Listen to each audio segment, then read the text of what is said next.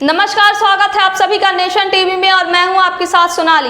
रीवा की जाने माने कृष्णा राज कपूर ऑडिटोरियम में अब कोई भी राजनीतिक कार्यक्रम और शादी विवाह के कार्यक्रम नहीं हो सकेंगे। जहां पहले देखा जाता था कि शादी के सीजन में अक्सर कृष्णा राज कपूर ऑडिटोरियम बुक रहता था और कोई बड़ा राजनीतिक कार्यक्रम अक्सर आयोजित होते रहते थे, उन पर अब नगर निगम ने रोक लगाकर तगड़ा एक्शन ले लिया है। दरअसल पुनर्घनत्वीकरण योजना के तहत हाउसिंग बोर्ड द्वारा बनाए गए कृष्णा राज कपूर ऑडिटोरियम की शर्तों में नगर निगम ने बदलाव किया है।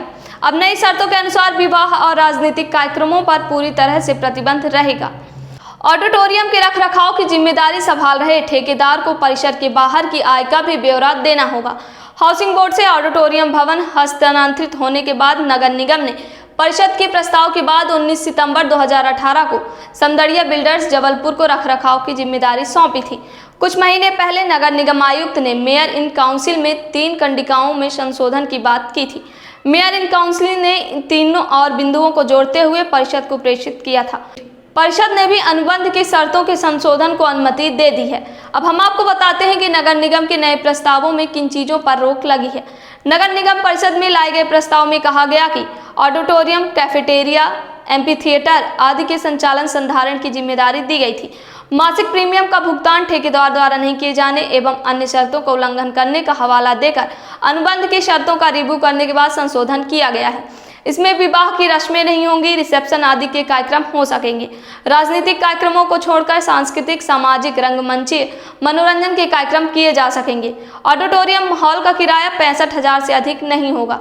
साथ ही अब जिला प्रशासन और नगर निगम के कार्यक्रम निःशुल्क रहेंगे। ऑडिटोरियम शब्द के आगे ऑडिटोरियम परिसर से लगे दोनों क्षेत्रों के खुले परिसर को शामिल किया गया है।